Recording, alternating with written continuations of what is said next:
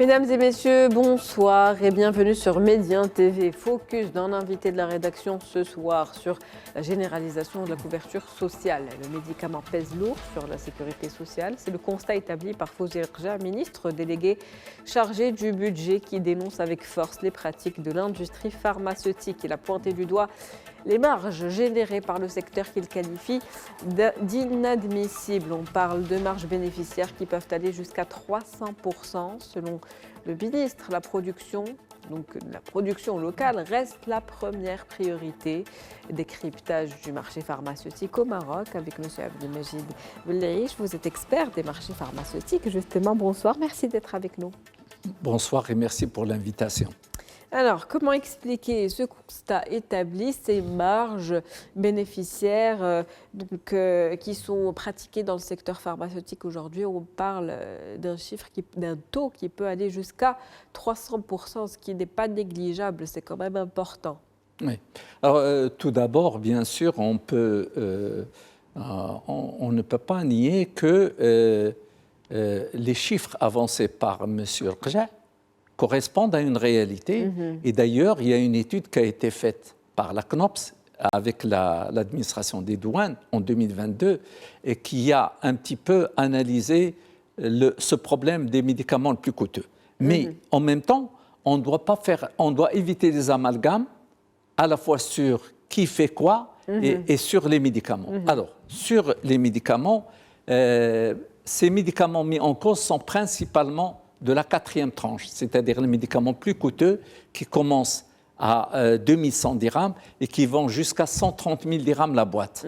Donc, principalement des médicaments des Big Pharma, principalement des médicaments importés et beaucoup moins les médicaments fabriqués localement ou les médicaments génériques.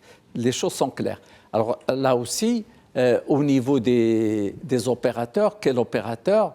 C'est principalement ceux qui sont dans la filière d'importation et moins dans la fabrication locale, et principalement les Big Pharma. Et là, il y a un certain nombre de pratiques qu'on va retrouver dans beaucoup de pays. Donc le problème actuellement, c'est la fixation des prix. Comment se fait cette fixation des prix? Et puis, quelles mesures pour mettre en place un système qui soit plus transparent, et un système qui puisse réguler ces marges, en tout cas? Alors, le problème fondamental est à la fois dans le décret de fixation du prix de médicaments qui est sorti en décembre 2013 et est mis en application en avril 2014, mais aussi dans sa mauvaise utilisation ou sa non-utilisation pour tous les médicaments. Alors, commençons par ce décret. Ce décret, dès qu'il a été mis en exécution, nous avons dénoncé un certain nombre de failles qui pouvaient être utilisées comme barrière à l'entrée du marché et pratique anticoncurrentielle. Et d'ailleurs, ce décret n'est pas passé par le Conseil de la concurrence comme ça devait être fait. Donc déjà, il y a un problème dès le départ. Alors, en plus de ça, ce décret est basé sur une comparaison des prix avec 6 pays, la France, la Belgique, l'Espagne, le Portugal, la Turquie, l'Arabie saoudite, et on est censé avoir le même prix que ces pays, sinon un prix inférieur, mais jamais de prix supérieur. Et là, avec le rapport qui est sorti, on se rend compte qu'au contraire, nous avons certains médicaments coûteux qui coûtent beaucoup plus cher chez nous que dans ces pays-là. Donc il y a un problème. Des médicaments qui ne sont pas produits au Maroc, qui sont importés. Donc qui sont importés, principalement importés. À quelle étape de ce cheminement, on va dire, qu'on se retrouve avec des prix qui soient exorbitants? Est-ce que c'est au niveau des droits de douane? Est-ce que c'est au niveau de comment se passe la fixation des prix? En fait, le premier responsable, il faut le dire, et il faut le rappeler, le premier responsable de cette situation, c'est l'administration elle-même. L'ancienne direction du médicament et de la pharmacie est mise en cause. Et avec l'arrivée de l'agence du médicament, j'espère qu'elle corrigera toutes ces anomalies et fera un travail beaucoup plus sérieux au niveau des prix. Parce que qui est sorti ce fameux décret de fixation de prix? C'est l'ADMP. Qui met en place, qui fixe les prix des médicaments? Ce n'est pas les opérateurs, c'est l'administration. Donc, il y a toute une série d'anomalies qu'il va falloir corrigé. En tout cas, le message d'alerte a été donné, donc certainement qu'il y aura des changements à venir. Restons toujours sur les propos donc, du ministre délégué chargé du budget qui a souligné l'importance aujourd'hui de la production locale. Oui. Oui. Est-ce qu'on produit suffisamment?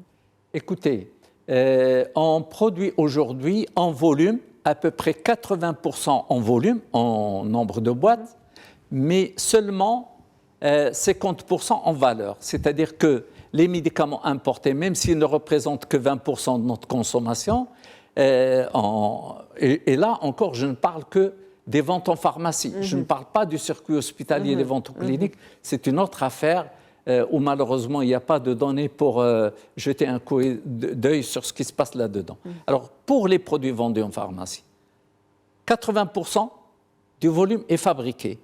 Mais ce volume ne correspond qu'à 50% de la valeur. Autrement dit, les 20% restants qui sont importés, elles génèrent 50% des valeurs parce ils coûtent beaucoup plus cher et parce qu'on leur a ajouté une marge importateur de 10% qui est payée d'ailleurs par le patient et par l'assurance maladie. Et tout ça, c'est des choses qu'il va falloir corriger. Quel est le frein principal aujourd'hui ou les principales contraintes, en tout cas en ce qui concerne le développement de la production locale? Écoutez, franchement, sur les dernières années, il n'y a pas eu de mesures incitatives et bien au contraire, il y a eu des mesures décourageantes. On a vu qu'à un moment donné, pendant le Covid, on a interdit aux laboratoires d'exporter, voilà, alors que même pour des médicaments qui n'avaient rien à voir avec le Covid et ça, il y a des procédures administratives très complexes. Il n'y a pas un encouragement comme ça se fait dans d'autres pays. Aujourd'hui, le monde a pris conscience de la nécessité vraiment de mettre en place ce qu'on appelle la souveraineté sanitaire, mais dans la réalité, rien n'est encore fait. Malgré les politiques du plan d'accélération industrielle, des contrats-programmes qui étaient censés encourager la fabrication locale et substituer une partie des importations par de la fabrication locale, malheureusement, on en est là aujourd'hui. Justement, comment renforcer davantage la compétitivité nationale aujourd'hui, en tout cas de la production nationale vis-à-vis des multinationales présentes?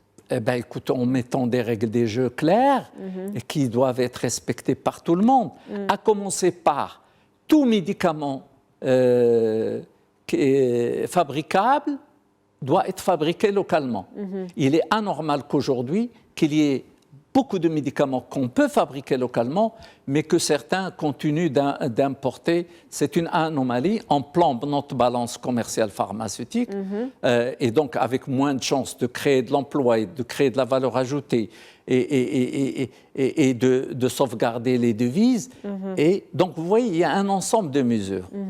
On en parlait tout à l'heure en off, donc de ces financements. Quand on parle de ce qu'il faut faire, quel plan urgent aujourd'hui, quelles mesures, comment agir au niveau des financements de la santé en s'attaquant au cash et aussi à l'informel? Oui, bien sûr. Alors, on est passé de 11 millions de Marocains qui avaient une assurance maladie à l'ensemble des Marocains. On est à 36 828 000 personnes. Ça veut dire qu'on va multiplier pratiquement les besoins par 3,3 fois. Et ça veut dire que ces gens-là qui n'avaient aucune assurance maladie vont arriver avec leur maladie chronique, leur cancer, toutes sortes de choses. Et en général, leur état de santé est beaucoup plus dégradé que celui des gens qui avaient une assurance maladie. Donc, ça veut dire que ça va faire exploser les besoins en santé. Justement, et pour cela, les médicaments qui pèsent maintenant plus lourd pour la sécurité sociale. Donc cette généralisation de la couverture sociale pose aujourd'hui quelques défis, des challenges qu'il faut relever. Comment le poids des dépenses pharmaceutiques peut être maîtrisé? Alors, c'est très simple. Il faut une optimisation par l'utilisation des médicaments génériques et surtout biosimilaires. Nous avons un très, très, très gros retard sur l'utilisation des médicaments biosimilaires. Les génériques, aujourd'hui, on est à 56% du volume, 49% de valeur, alors que déjà, l'étude qui a été faite par Boston Consulting Group en 2010 avait visé alors une arrivée à 50% du marché. Donc on a un gros retard. Je pense qu'on peut aller jusqu'à 70% du marché par les génériques, comme l'ont atteint d'autres pays. Il y a ça. Réduire les importations? Et réduire les importations. Tout ce qui est fabricable doit être fabriqué localement. Alors, il y a aussi autre chose. Mettre en place des protocoles thérapeutiques qui vont éviter un certain nombre de dérapages. Je prendrai un cas pour illustrer. Le Perjeta, qui est un médicament qui s'adresse au cancer du sein, mais qui est utilisé en deuxième intention, c'est-à-dire uniquement réservé au cas de métastases et de risque élevé de récidive. Au Maroc, il est utilisé en première intention. Et ce produit-là, qui ne figure dans aucun top 10 mondial, au Maroc, il figure, c'est même le médicament qui pèse le plus dans le financement de l'assurance maladie. Donc vous pensez à quoi? Réguler le protocole médical? Mettre en place des protocoles thérapeutiques pour toutes les maladies et surtout faire respecter ces protocoles. C'est la meilleure manière d'optimiser. Donc je parle médicaments génériques et biosimilaires, protocoles thérapeutiques, parcours de soins coordonnés qui évite aux patients d'aller directement vers une spécialité et pas n'importe quelle. Il faut qu'il y ait au départ un médecin qui oriente vers la bonne spécialité. Toutes ces mesures permettront. Et bien sûr, au niveau du financement, on a parlé du cash. Et il y a un gros travail qui a été fait dernièrement, mais je suis sûr qu'il y a encore beaucoup d'argent qui dort sous les matelas. Donc le travail doit continuer pour lutter contre le cash et lutter contre l'informel.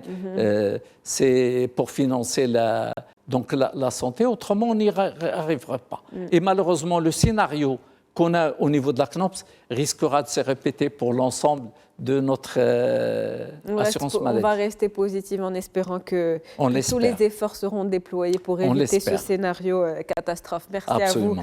à vous, Monsieur Abdelmajid Belaiche. Je rappelle que vous êtes expert des marchés pharmaceutiques. C'était un plaisir de vous avoir avec nous ce soir. Merci, Madame, pour l'invitation. C'est la fin de l'invité de la rédaction pour ce soir. Merci pour votre fidélité. On se retrouve demain avec un nouvel invité, nouveau sujet. Très bonne soirée.